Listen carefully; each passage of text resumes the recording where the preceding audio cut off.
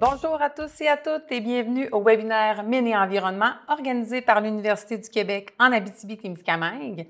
Mon nom est Marie-Ève Lacombe, conseillère en communication et j'ai le plaisir d'animer ce webinaire.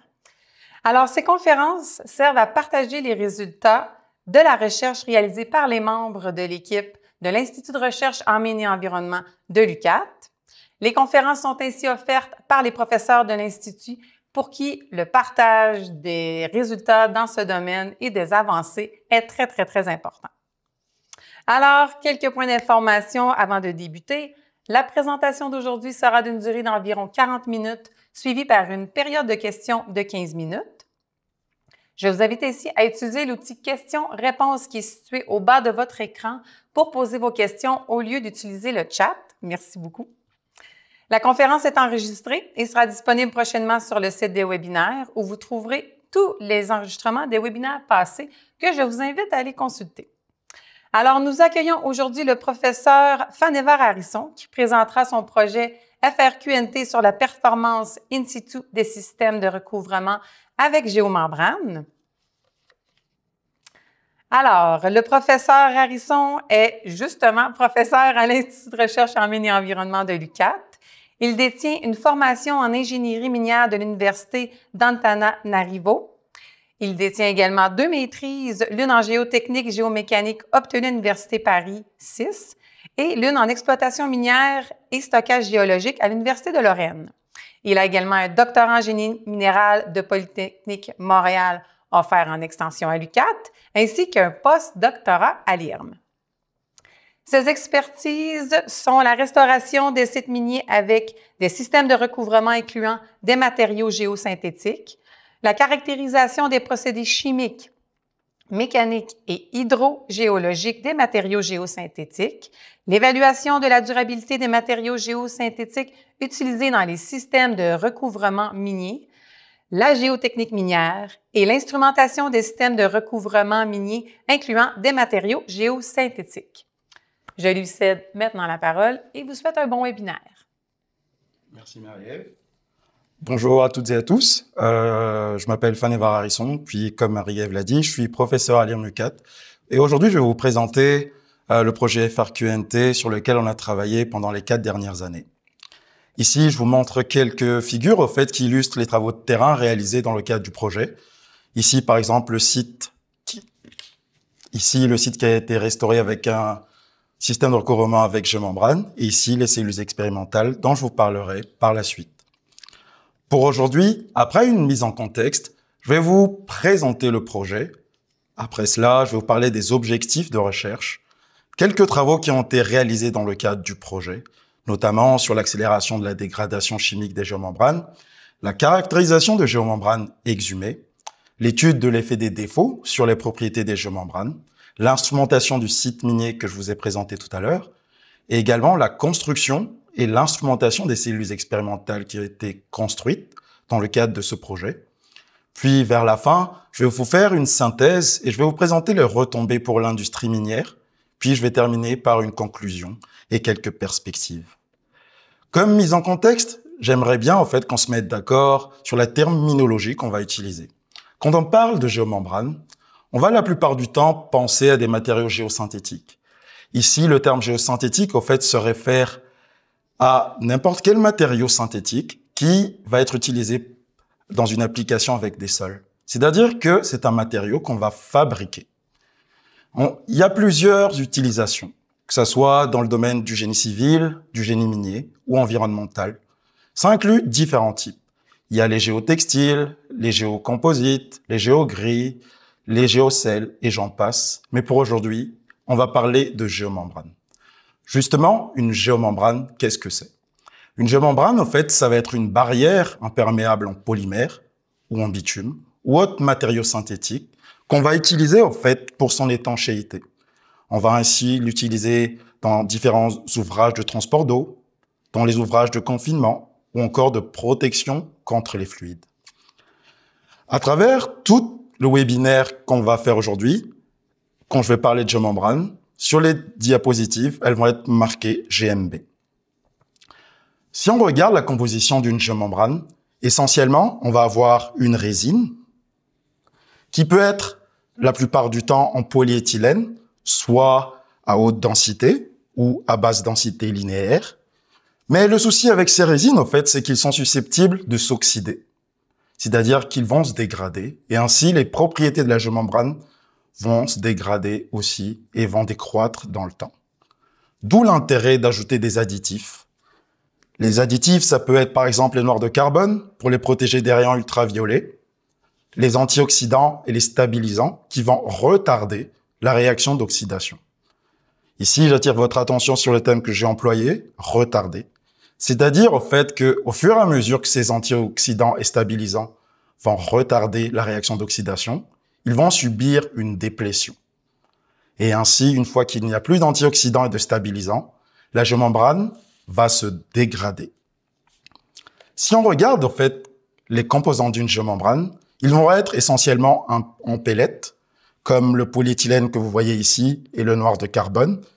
Et après, les antioxydants et stabilisants qui peuvent être soit en poudre, soit liquides. Une fois qu'on a ces différents éléments, on va les mettre, en fait, dans des extrudeuses. On va faire le mélange, puis on va extruder le matériel qu'on voit ici. Puis, il y a un premier procédé de laminage, c'est-à-dire qu'on va mettre la géomembrane entre deux rouleaux, puis on va avoir les feuilles de géomembrane. Ça, c'est une première technique. Une deuxième technique, c'est qu'au lieu d'avoir un laminoir, c'est-à-dire le deux rouleaux qu'on a vu tout à l'heure, on va en fait produire des cylindres de géomembrane qu'on va par la suite souffler ici, puis rouler et découper pour avoir la feuille des géomembranes. Les différentes techniques ont différents avantages, mais pour cela, on ne va pas se focaliser là-dessus pour aujourd'hui. Si on regarde, en fait, la dégradation des géomembranes, il y a différentes étapes. Comme je vous ai dit, il y a des antioxydants et les stabilisants dans les géomembranes, et leur quantité va diminuer au fur et à mesure que le temps va avancer. Ça va constituer ainsi la première étape de dégradation des géomembranes, c'est-à-dire l'étape de déplétion des antioxydants et des stabilisants. Ici, j'attire votre attention sur l'abréviation AOS, qui signifie en quelque sorte antioxydants et stabilisants. Dans cette partie de dégradation de la membrane, c'est seulement la quantité d'antioxydants et de stabilisants qui vont décroître, mais la propriété de la géomembrane va rester la même tout le long. Une fois qu'il n'y a plus d'antioxydants et de stabilisants, la géomembrane va commencer à se dégrader jusqu'à une étape significative où on va avoir une baisse significative, au fait, des propriétés étudiées. Cette étape s'appelle l'induction d'oxydation. Dans cette étape, on va avoir une légère diminution des propriétés de la géomembrane, mais statistiquement significative. Une fois qu'on a initié l'oxydation de la géomembrane, leurs propriétés vont décroître nettement plus rapidement. Dans cette troisième étape, les propriétés vont décroître très rapidement, tel qu'on avait dit. Puis, il y a une convention qui dit que l'étape 3 va s'arrêter jusqu'à ce qu'on ait une baisse d'à peu près 50% de la propriété initiale étudiée. On définit ainsi la durée de service d'une géomembrane comme étant l'addition de ces trois étapes. La première étape de déplétion des antioxydants, la deuxième étape d'induction d'oxydation et la troisième étape qui est la dégradation de la géomembrane. Toutefois, il y a très peu d'études qui sont arrivées à la troisième étape parce que le matériel est encore jeune. Il est à noter que les géomembranes, c'est un matériau qu'on utilise depuis seulement une cinquantaine d'années. Ainsi, on va effectuer des travaux au laboratoire, au fait, pour estimer la durée de vie des géomembranes. Mais encore, la plupart des études que vous verrez dans la littérature, ça va se rapporter essentiellement à l'estimation du temps de déplétion des antioxydants, c'est-à-dire la première étape. Ici, j'attire votre attention sur la figure que je vous mets sur la gauche. En fait, c'est une estimation au laboratoire du temps de déplétion des antioxydants déstabilisants avec différents milieux et à différentes températures. C'est-à-dire qu'au laboratoire, on va accélérer la dégradation des géomembranes afin d'avoir une meilleure connaissance du matériau et afin d'anticiper, au fait, qu'est-ce qui va se passer. Ici, je vous mets un tableau à droite qui va nous permettre en fait de regarder en quelque sorte ou d'estimer, si on veut, la durée de vie d'une géomembrane. Si, par exemple, on considère une température moyenne à 0 degré Celsius et que la géomembrane est juste en contact avec de l'air, ça prendrait à peu près 1000 ans avant que le temps de déplétion d'antioxydants et de stabilisants soit complété. Si c'était dans de l'eau, ce serait à environ 500 ans. Et si la géomembrane était en contact avec du drainage mini-acide, elle ne serait que de 150 ans à peu près. Si la température augmente, ces temps vont diminuer. Cela est dû au phénomène d'Arrhenius, qui dit que si il y a plus d'énergie pour une réaction, elle va se produire plus rapidement. C'est-à-dire, je vous parle ici de l'oxydation de la géomembrane. Ainsi, si on est à 20 degrés Celsius, dans l'air, le temps de déplétion serait que de 200 ans, dans de l'eau, à peu près 100 ans, et dans du drainage mini-acide, ce serait que de 40 ans. On note ainsi que on va avoir une diminution en fait de la durée du temps de déplétion si la géomembrane est en contact avec des matériaux agressifs ou un milieu agressif, comme le drainage mini-acide. Une question se pose pourtant. Que se passe-t-il une fois que l'on atteint la fin de la troisième étape? Ça, très peu de gens le savent. Et encore, comment évoluent les propriétés réelles des géomembranes sur le terrain? Ici, c'est juste des travaux de laboratoire où on accélère, mais qu'est-ce qui se passe réellement sur le terrain? Ça, il n'y a pas de données là-dessus pour le moment. Tout à l'heure, je vous ai montré des géomembranes qui sont produites, qui vont être en rouleau. La plupart du temps, en fait, ça va être des rouleaux qui vont avoir une longueur d'à peu près 6 mètres, une largeur, de 6 mètres, puis des longueurs pouvant aller jusqu'à 200, 300, 500 mètres, dépendamment de la disponibilité. Il y a différents types. Ici, sur la gauche, vous voyez des géomembranes lisses à double face noire, et sur la droite, une géomembrane texturée des deux côtés, avec une face blanche, par exemple, pour refléter le maximum d'énergie solaire, afin de limiter la dilatation de la géomembrane, et aussi la texturation qui va améliorer, en fait, les propriétés de la géomembrane sur les pentes. Comment on les installe sur le terrain, ces géomembranes-là? En quelque sorte, on va déployer panneau par panneau, tel que vous voyez sur la première photo sur la gauche. Puis, une fois qu'on a rassemblé les panneaux, on va effectuer une soudure avec un robot que vous voyez ici. Après cela, il va y avoir des processus d'assurance qualité ou de contrôle qualité dépendamment. Puis, on va regarder, en fait, en quelque sorte, s'il y a des défauts ou pas, puis qu'on va les réparer. Ici, j'attire votre attention sur le fait qu'il y a quand même une personne qui va l'effectuer, qui va marcher dessus, qui peut-être va générer d'autres défauts, mais qu'on ne va pas le voir. Puis, une fois qu'on a détecté des défauts, en quelque sorte, on va faire une réparation.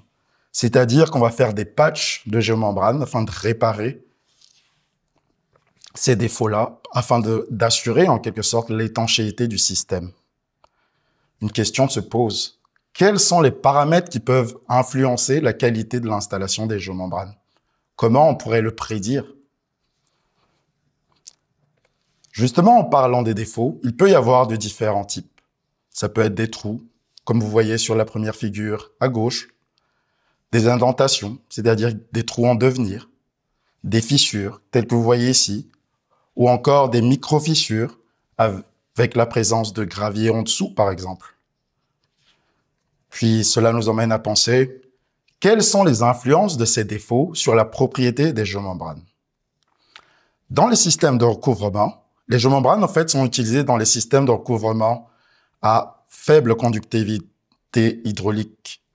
Puis, on va l'utiliser, en fait, comme barrière au fluide. Ici, je vous présente un système de recouvrement classique où, par-dessus les rejets réactifs, on va avoir d'abord une assise que vous voyez ici. Par-dessus l'assise, on va avoir une barrière au fluide. Par-dessus la barrière, on va avoir une couche drainante, puis une couche de protection et une couche de surface pour supporter la végétation, par exemple. Le rôle, au fait, de ce système et principalement de la géomembrane, ça va être de limiter la migration d'eau et d'oxygène de l'atmosphère vers les rejets réactifs afin de limiter la génération de drainage minier acide. Cette technique a été largement utilisée depuis les 30 dernières années, principalement ici au Québec. Ici, je vous présente 8 sites sur lesquels le système a été utilisé. 8 sites en une trentaine d'années, c'est beaucoup. Puis, il y a plusieurs partenaires de l'industrie minière qui envisagent au fait d'utiliser ce système de recouvrement. À travers le temps, on peut voir des configurations différentes, allant du plus simple. Par exemple, si on considère le système de recouvrement du site minier Nord-Métal, où la géomembrane a été installée directement par-dessus les rejets réactifs, puis avec une couche de silt par-dessus. Puis, au fur et à mesure que le temps a avancé, il y a différents designs qui s'est amélioré au fur et à mesure que le temps a avancé. Si on regarde, par exemple, le site Barvu, on voit que le système est plus complexe. Mais est-ce que chaque couche joue un rôle important? Ça, on ne le sait pas encore. D'où le questionnement. Comment les systèmes de recouvrement avec géomembrane se comportent in situ dans les systèmes de recouvrement minier? Et quelle serait leur performance à grande échelle à contrôler les migrations de fluides? Autre chose, quand on restaure, un site minier, la plupart du temps, on va juste ramener les rejets sous une butte. C'est-à-dire qu'il ne va pas y avoir de compaction ou autre. Puis, on va considérer qu'on forme une butte parfaite à la fin de la construction, avec un indice de vide E0. Avec le temps, vu que l'eau va avoir tendance à drainer, si la géomembrane fait son rôle, effectivement, vu que l'eau a diminué, l'indice de vide va diminuer et on va ainsi avoir un tassement et consolidation des rejets. C'est-à-dire qu'à certains points, la géomembrane va être tendue, mais la géomembrane ne peut pas être tendue à l'infini. Il y a une limitation théorique pour le moment, c'est-à-dire une déformation maximale admissible qui est de 5%. Mais à l'époque, il n'y avait aucune technique au fait pour mesurer la déformation des géomembranes dans les systèmes de recouvrement. En tentant de répondre à ces différents questionnements, on a voulu aller plus loin. On a voulu répondre à des besoins, répondre à ces questions-là. D'où est né le projet de recherche, le projet FRQNT sur la performance in situ des systèmes de recouvrement avec géomembrane. Ce projet a été développé en partenariat avec le professeur Bruno Bussière, Mamer Bonimpa, de l'Institut de recherche en mines et environnement de l'UQAT, du professeur Jim Henson et Nazli Yessler de Cal Poly, et du professeur Michel Aubertin de Polytechnique Montréal. Ici, je tiens à marquer en quelque sorte la contribution significative du professeur Jim Henson, qui nous a malheureusement quittés la fin de l'année dernière.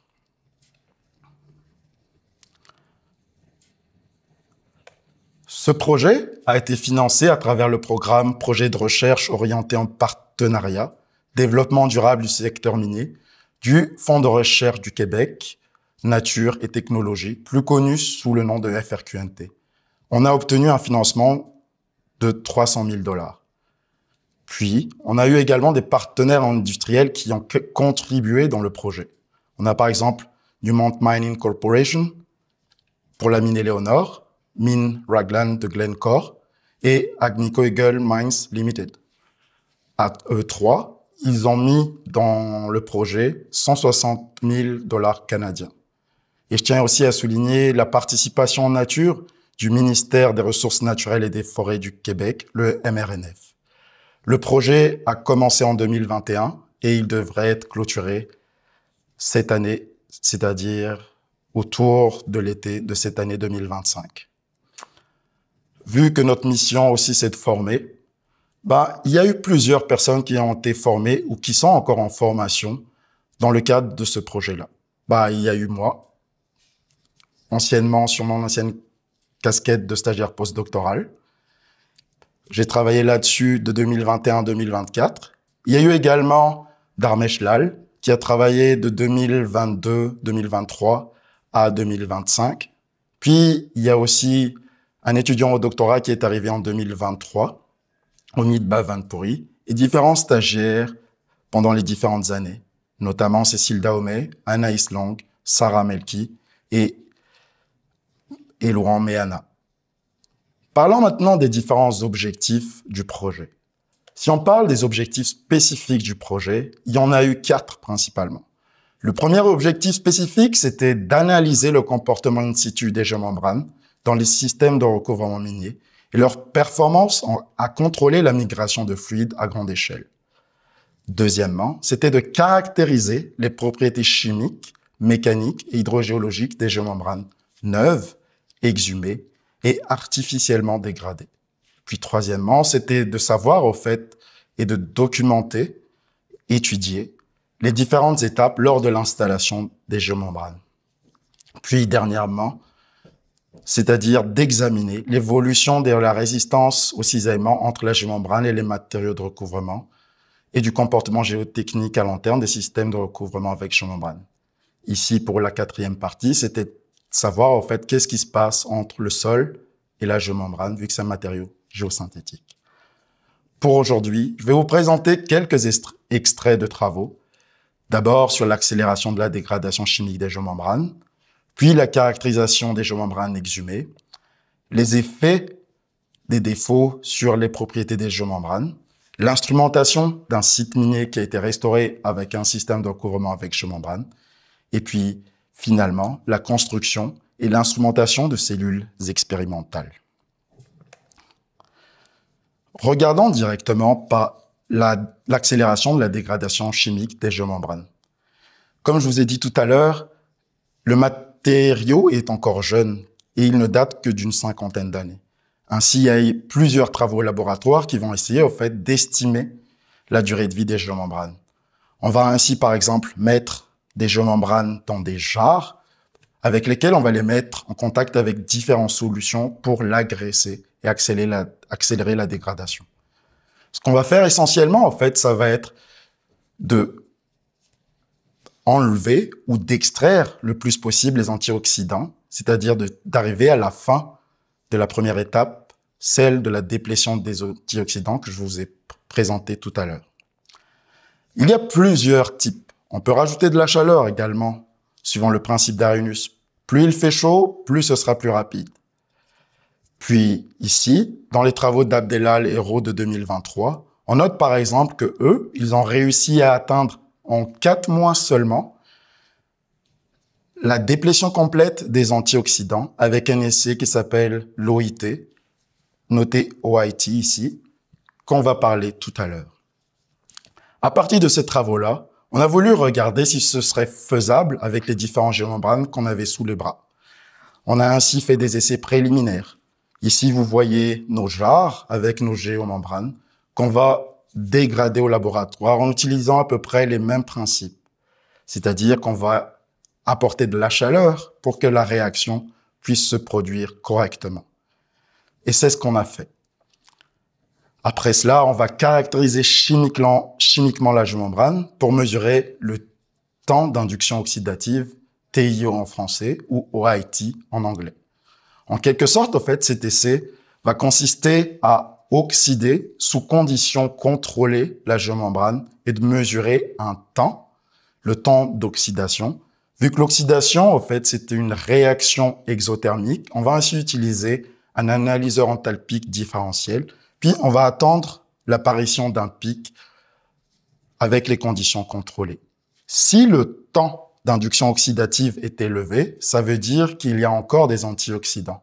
Mais au fur et à mesure que la géomembrane va se dégrader, ce temps va diminuer et ça va nous indiquer au fait qu'il y a de moins en moins d'antioxydants et de stabilisants dans la géomembrane.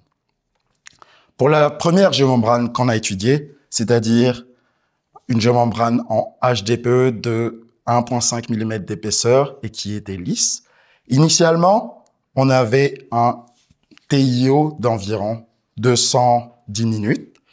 Puis, une fois qu'on a épuisé tous les antioxydants, on était autour de 4 minutes.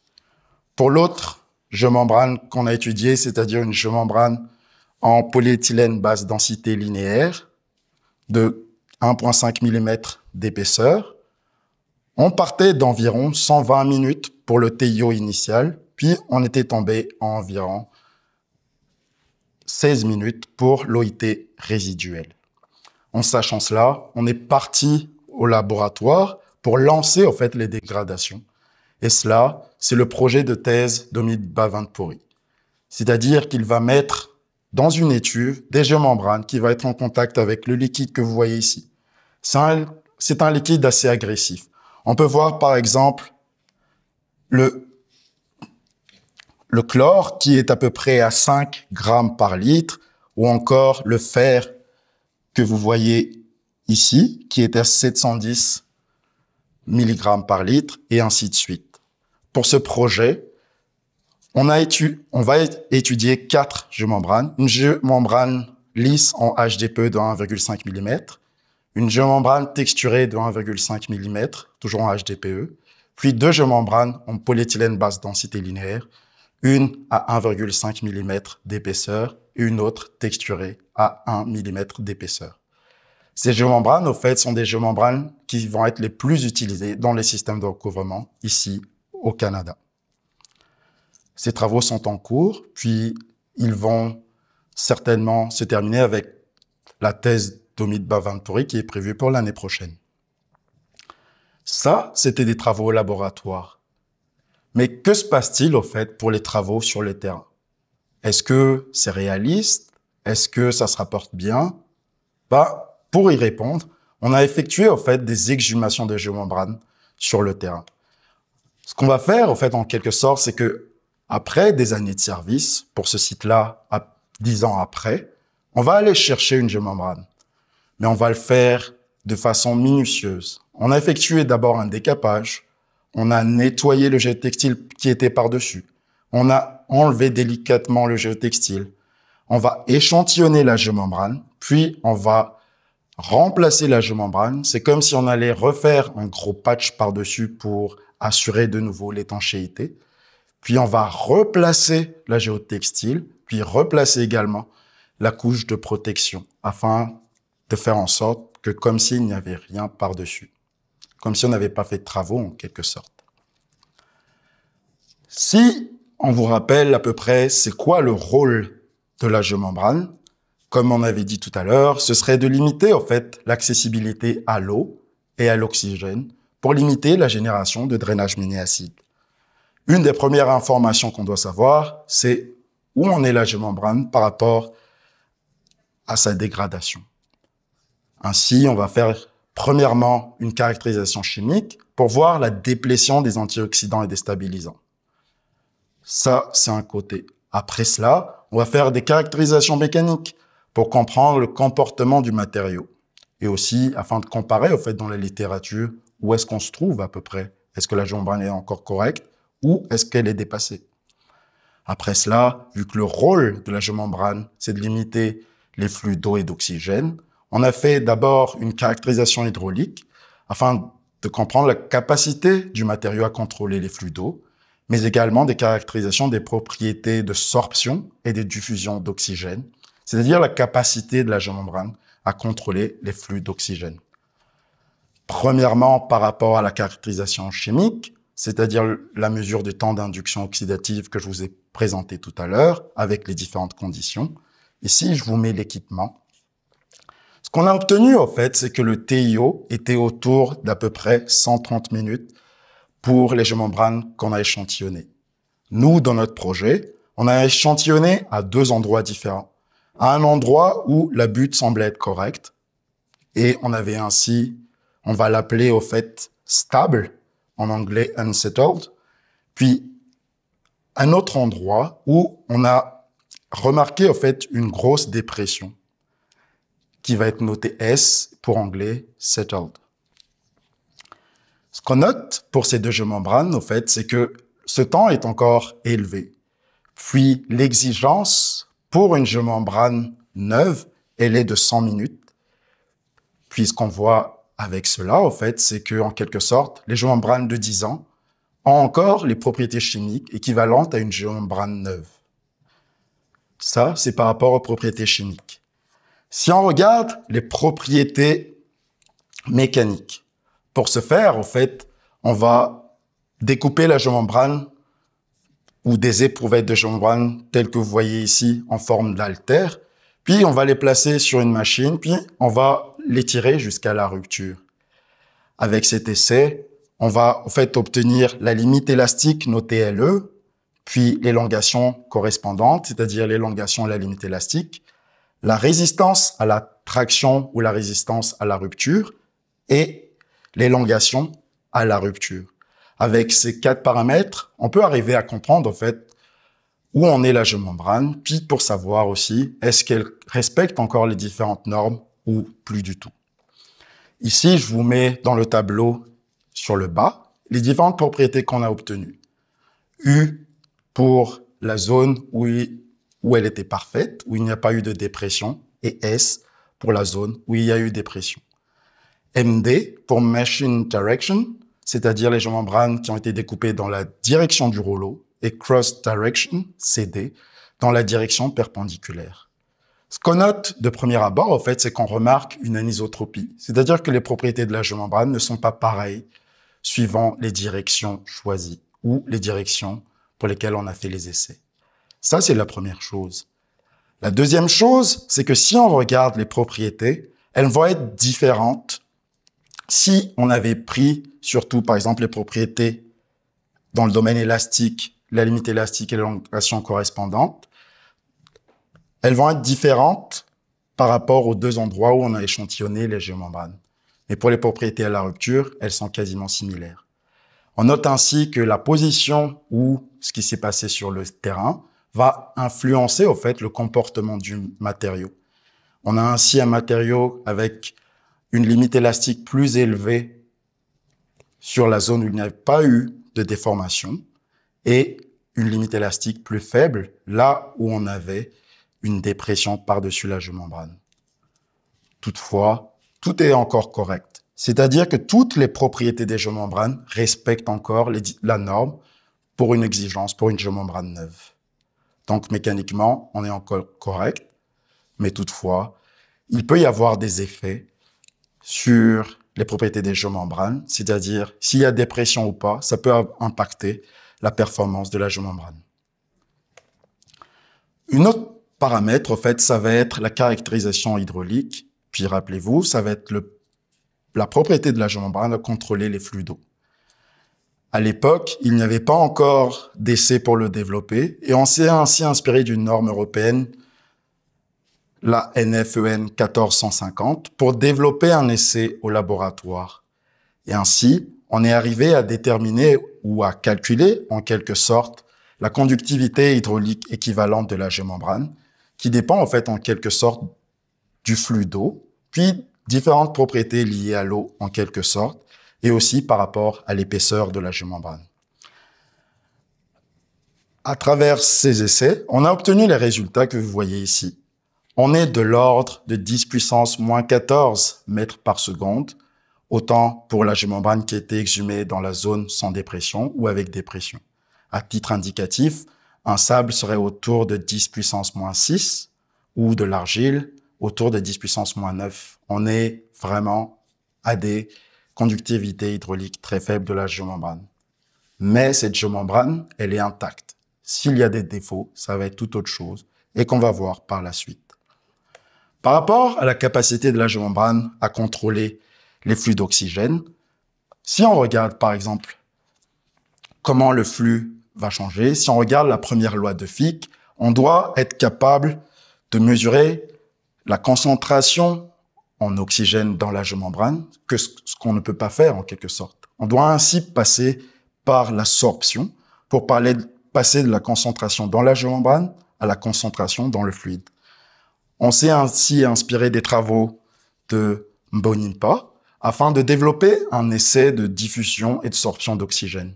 Un essai de diffusion dans lequel on va mettre de l'oxygène dans une chambre réceptrice et de l'azote dans la chambre, de l'oxygène dans la chambre source et de l'azote dans la chambre réceptrice. Ça va être l'essai de diffusion. Et de l'oxygène de part et d'autre de la géomembrane pour l'essai de sorption.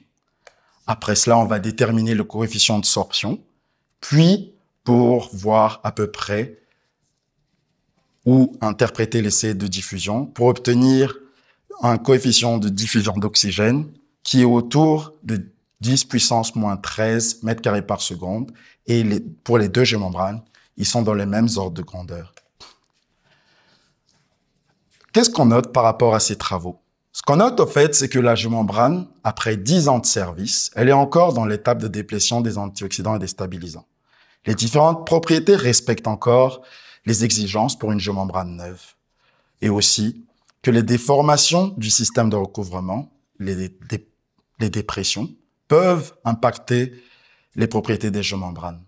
Ça, c'était après 10 ans de service. Mais au cours de ce projet, nous avons également échantillonné des géomembranes 15 ans après, mais les essais sur ces matériaux sont encore en cours. Ainsi, on va comparer 10 ans, 15 ans, et on pourrait au fait estimer la durée de vie ou comment se comporte réellement une géomembrane sur le terrain. Ça, c'était par rapport aux travaux de laboratoire. Maintenant, allons parler des travaux sur le terrain. La première chose, c'était de voir, en fait, en quelque sorte, par exemple, l'étude des effets et des défauts sur les propriétés des géomembranes. Il est à noter, comme je vous ai parlé tout à l'heure, qu'il peut y avoir des trous, des indentations, des fissures. Mais dans la littérature, ils ont remarqué, au fait, que 24% des défauts se faisaient à l'installation. Puis, 73% additionnels des défauts vont être générés, au fait, lors de la mise en place de la couche de protection. Ce qui peut encore arriver. Puis, au fur et à mesure aussi de la mise en service, il peut y avoir d'autres défauts qui peuvent être générés. En moyenne, en ingénierie, on va utiliser des règles de Pouce. Il y aura à peu près 2 à 5 défauts par hectare si on avait une assurance qualité et contrôle qualité rigoureux. Ça, c'est dans des conditions tempérées. Mais dans des conditions nordiques, comme dans le nord du Canada, il y a actuellement des recensements qui montrent qu'il peut y avoir jusqu'à 20 défauts par hectare en conditions nordiques, ce qui est énorme. On a ainsi voulu savoir, au fait, c'est quoi les paramètres qui peuvent l'influencer. On a ainsi fait comme une étude multivariée, c'est-à-dire qu'on a récupéré des rapports et on a regardé, au fait, quelles seraient les propriétés qui pourraient impacter la qualité d'installation de la géomembrane. On a ainsi fait une étude de données sur des bases de données connues, puis on a commencé, au fait, à développer un modèle mathématique pour prédire, au fait, ces défauts-là avec les conditions météorologiques, par exemple, si la personne a travaillé tant d'heures par jour, etc. Pour le moment, on arrive à bien anticiper ce que vous voyez ici, le nombre de réparations ou de défauts par jour avec notre modèle. Mais ce modèle doit être encore affiné pour qu'il puisse être utilisé. C'était le travail de stage des Louan Méana, par exemple. Mais une fois qu'on génère ces défauts, qu'est-ce qui se passe au fait? Puis la première chose qu'on a regardée, c'était par rapport aux propriétés mécaniques. C'était le travail de thèse de Lal Dharmesh. Ce qu'on va faire, en fait, c'est qu'on va générer des défauts sur des géomembranes, des trous, des indentations, des fentes, etc. Puis, on va regarder, au fait, en quelque sorte, qu'est-ce qui se passe par rapport au comportement du matériau. Ici, je vous mets quelques photos. Pour une géomembrane neuve, on n'était pas capable, au fait, de la déchirer. Mais une fois qu'on génère des défauts, ici, ça va être une fente horizontale que vous voyez ici, on va déchirer la géomembrane. Ce qui veut dire, au fait, que les défauts sont très dangereux parce qu'ils peuvent, au fait, être l'origine d'une fissuration qui peut être à plus grosse échelle et qui va, au fait, dégrader la géomembrane, puis qui va limiter sa capacité à contrôler les flux d'eau. Ça va être la même chose, au fait, par rapport aux différents défauts qu'on a générés. Ici, je vous montre les résultats que Lal Dharmesh a obtenus. Mais ce qui est important à noter, c'est que les défauts sont dangereux. Puis, au fait, en quelque sorte, ils dégradent grandement les propriétés mécaniques de la géomembrane. Ça, c'est par rapport aux propriétés mécaniques. Si on regarde par rapport aux propriétés hydrogéologiques, puis premièrement par rapport à la migration d'eau, ce qu'on a fait, en fait, c'est qu'on est allé sur le terrain. On a effectué des excavations. On va faire, en quelque sorte, des essais in situ d'infiltration d'eau. On a soudé une colonne d'eau, on a replacé la couche protectrice, puis on va remplir. Ce qu'on va faire, en fait, c'est qu'une fois qu'on a rempli, on va attendre jusqu'à ce qu'on ait vidé la colonne d'eau, Puis, pour le moment, on a ces résultats-là. Pour une géomembrane intacte, ça va être le résultat que vous voyez ici en gris. Pour une géomembrane avec une fente, ça va être en rouge. Pour une géomembrane avec un trou de 5 mm de diamètre, ça va être en bleu. Puis, pour une géomembrane à laquelle on a fait un trou de 10 mm, ça va être noté ici en vert. Ce qu'on note, au fait, c'est que pour la fissure, en quelque sorte, vu qu'elle n'était pas ouverte, il n'y a rien qui s'est passé. Mais pour les trous, l'eau s'est vidée quand même assez rapidement. Ça a pris environ 25 minutes pour le trou de 5 mm et à peu près 10 minutes pour le trou de 10 mm. Ce qui veut dire, en quelque sorte, que ces trous peuvent constituer, en fait, la limitation de la géomembrane dans le système de recouvrement. Qu'est-ce qui est à retenir par rapport à l'étude de l'effet des défauts? En quelque sorte, on a pu développer un modèle, mais il est encore prometteur, mais on doit encore l'affiner et on va l'utiliser in fine pour la prédiction de la génération des défauts.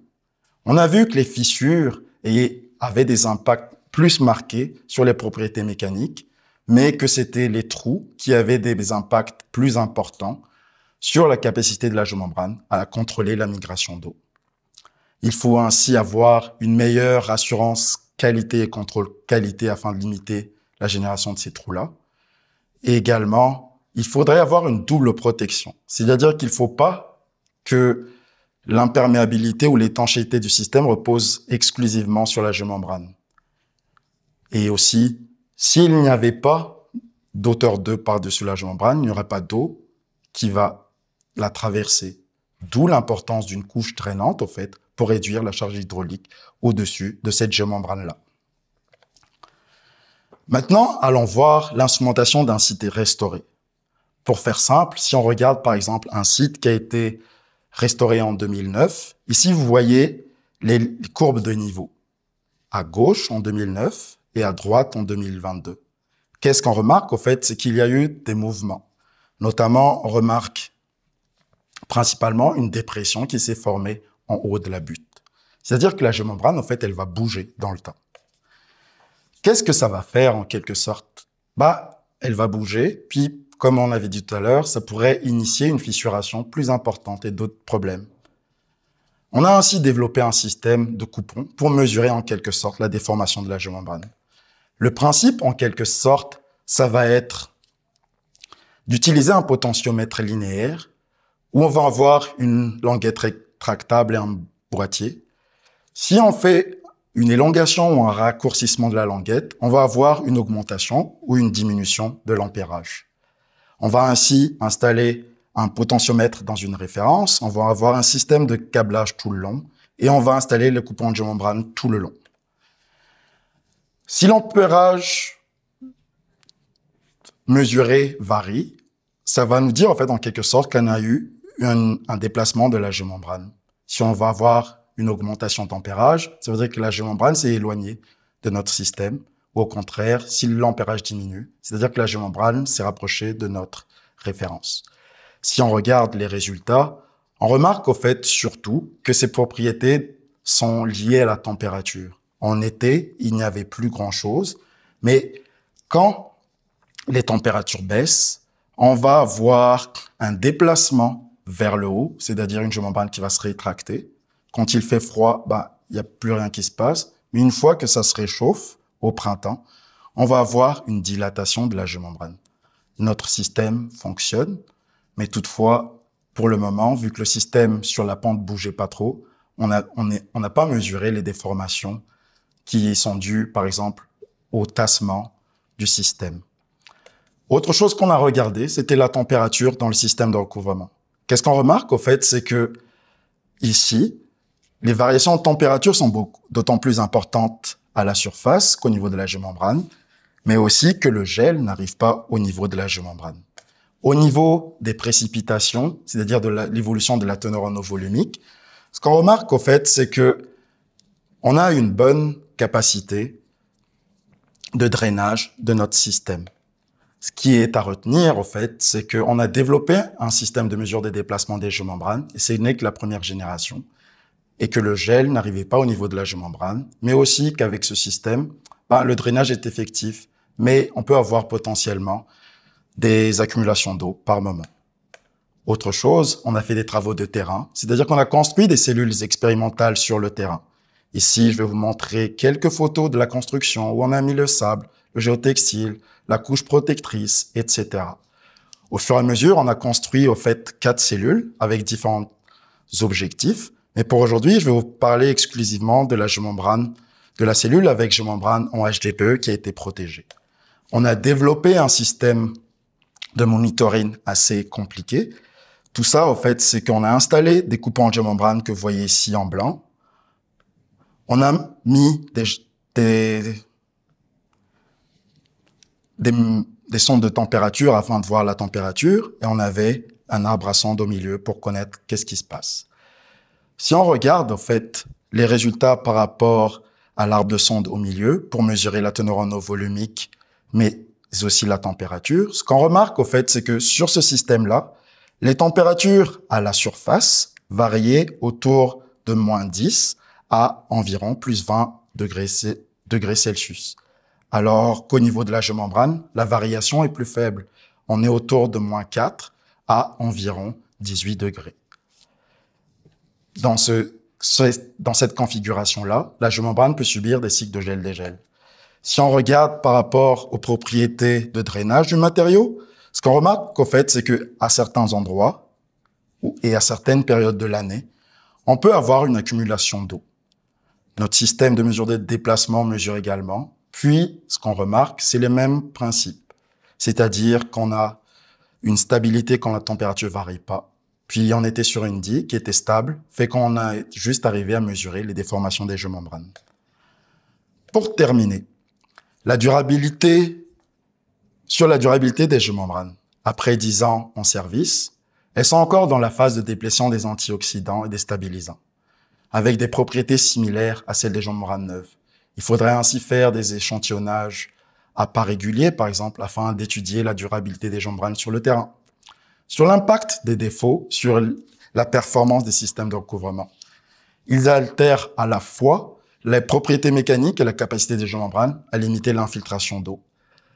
Il faudrait ainsi une meilleure contrôle qualité et assurance qualité lors de l'installation. Concernant l'optimisation du design des systèmes de recouvrement, une couche de drainage efficace est indispensable pour limiter la charge d'eau. Il faudrait également la présence d'une couche de faible perméabilité sous la géomembrane afin d'améliorer son efficacité à limiter les infiltrations. Par rapport aux instrumentations, nous avons créé un système, nous l'avons développé et il est fonctionnel, fait qu'on pourrait mesurer en fait les déformations des géomembranes à partir de maintenant. Pour tout ce qui est attrait à l'instrumentation, on a une instrumentation type. Maintenant, on a une idée de ce qu'il faut mettre en place sur les systèmes de recouvrement avec géomembrane.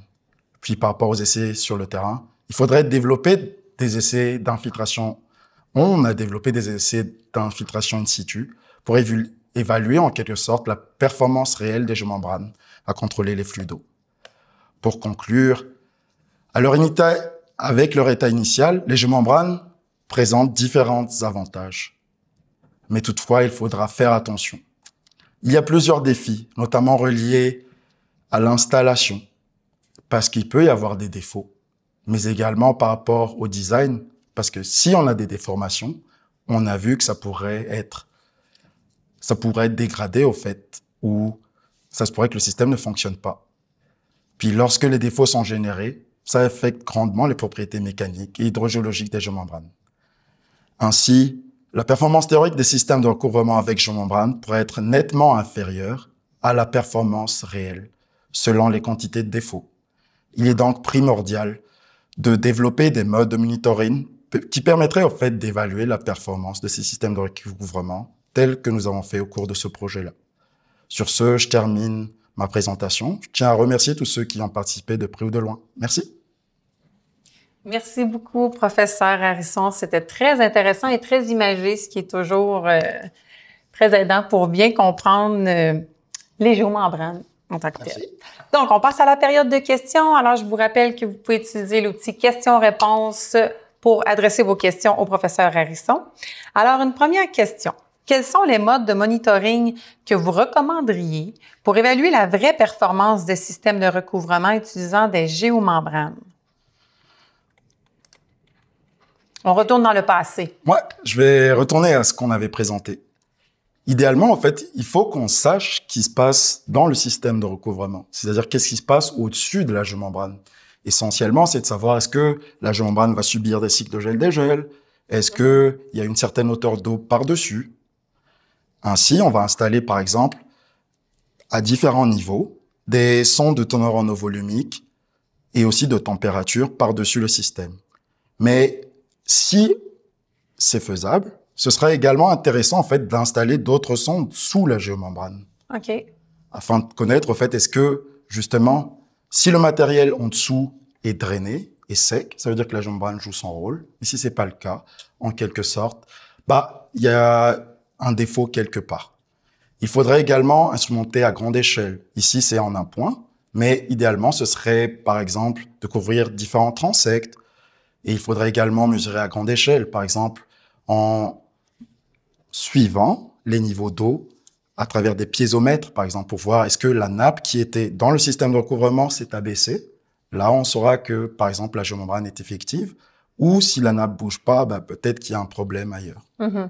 Ce serait quelques indices pour le futur. Donc, d'ajouter des sondes, comme vous mentionnez. Oui. C'est sûr que j'imagine que c'est différent d'un site à l'autre. On parlait tantôt de mètres à l'infini de longueur de géotextile, de géomembrane, en fait. Donc, j'imagine que c'est très variable d'un site à l'autre, la quantité de... Ouais. Puis, mettons, ça peut être initialement un transect, mais c'est encore à développer en quelque sorte le règle de plus de pouces, excusez-moi, combien de stations par site, etc. Exact. Ça, c'est encore à développer. Puis, ça dépend de la grandeur du site. Oui, c'est ça, effectivement. Parfait, merci beaucoup.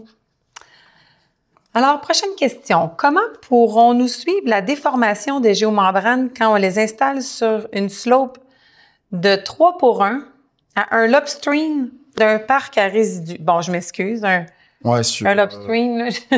Mettons sur... Oups. Oh, on efface. Parfait. En quelque sorte, si on revient à notre système, ici, c'était un cas de 3:1, par exemple. En quelque sorte, en fait, on va déployer des coupons tout le long. Puis ces coupons, en fait, vont être reliés à notre système de mesure. Puis, si on a un glissement, puis c'est relié au système de potentiomètre linéaire qu'on a développé, ils vont nous indiquer, en fait, si on a une variation de l'ampérage ou du voltage du potentiomètre utilisé, on va savoir, en fait, s'il y a eu une déformation. Ça, c'est ce qu'on a sur le terrain. Mais avant cela, en fait, on va faire des étalonnages. Par exemple, avec un potentiomètre linéaire qu'on va utiliser, si on a une variation, par exemple, de 1 volt, ça équivaut à peu près 1 mètre de déformation ou de déplacement de la géomembrane, et ainsi de suite. Ici, on va ainsi connaître le déplacement individuel, mais pour connaître la déformation, en fait, ça va être par rapport aux paires de coupons. On va ainsi regarder qu'est-ce qui se passe entre les deux. Est-ce que les deux se sont rapprochés ou est-ce qu'elles se sont éloignées? Puis ça peut être des solutions avec notre système qu'on a développé. Parfait. Merci. Maintenant, prochaine question. Selon vous, la salinité des eaux de drainage peut-elle affecter la durée de vie des géomembranes et accélérer leur dégradation? C'est une bonne question, ça. Ouais. Au fait, la salinité, mettons une eau pure, comme on a vu tout à l'heure, au fait, va quand même accélérer la dégradation de la géomembrane par rapport à de l'air, par exemple. Mais au fur et à mesure qu'on va rajouter des ions dans l'eau ou dans le milieu, ça va en quelque sorte accélérer la dégradation de la géomembrane. Que ça soit plus du côté qui va acidifier ou baséifier l'eau. Okay. Les deux ne sont pas favorables au fait pour la géomembrane. Ils vont en quelque sorte accélérer la dégradation de la géomembrane. Donc, c'est à prendre en compte dès le départ dans le type de géomembrane ou est-ce que ça peut mettre en péril le fait de mettre une géomembrane ou non? Au fait, c'est juste qu'avant le projet, il aurait fallu en quelque sorte faire des études de compatibilité. Okay. Parce que différentes géomembranes il existe différents types de géomembranes dans le commerce. Puis, ces différentes géomembranes-là vont se comporter différemment, dépendamment, en fait, de ce qu'on a. Et ainsi, par exemple, si on le savait depuis le début, on pourrait faire des essais de dégradation artificielle et on saurait, par exemple, cette géomembrane-là se dégrade plus rapidement que celle-là, dans le milieu. Et en fait, il y a des essais normés qui peuvent, en quelque sorte, nous aider dans le choix des géomembranes. Puis, pour bien magasiner notre géomembrane. Ouais. Mais ici aussi, je tiens à noter que c'est pas les propriétés initiales qui sont importantes. Ça va être comment ces propriétés-là vont changer dans le temps. Si par exemple, elle est très boostée au début, mais qu'elle se dégrade plus rapidement, bah, ça sert à rien. Peut-être que celle qui était au milieu, mais qui résiste plus longtemps, c'est peut-être celle-là qui était le bon choix. Effectivement, à prendre en compte. Oui. Parfait. Ensuite, est-ce que les défis d'utilisation des géomembranes que vous étudiez sont propres au contexte de la restauration minière ou partagés par d'autres contextes comme l'utilisation en site d'enfouissement? En quelque sorte, en fait, nous, on s'est concentré sur les systèmes de recouvrement minier pour l'utilisation du domaine minier. Mais par exemple, les systèmes d'instrumentation qu'on a développés, ça va pouvoir être utilisé, par exemple, autant sur les sites d'enfouissement des déchets municipaux ou des déchets radioactifs. Qu'importe, en fait. C'est juste le principe, pour tout ce qui est travaux de terrain, on pourra le transposer à différentes utilisations. Mais tout ce qu'on a fait du côté chimique, par exemple, ça va plus être utilisé pour le domaine minier et exclusivement pour le domaine minier. OK. C'était ça le besoin original aussi. Mais on peut quand même l'extrapoler à différentes choses, mais il faudrait des essais ponctuels pour vérifier est-ce que on peut faire l'extrapolation des données, est-ce qu'on peut le faire ou pas. Mais oui, pour tout ce qui est laboratoire, c'est exclusivement pour le domaine minier. Mais pour tout ce qui est instrumentation, on peut largement les transposer, autant pour les sites d'enfouissement ou, par exemple, pour les géomembranes qui vont être utilisées dans les bassins de rétention d'eau, etc.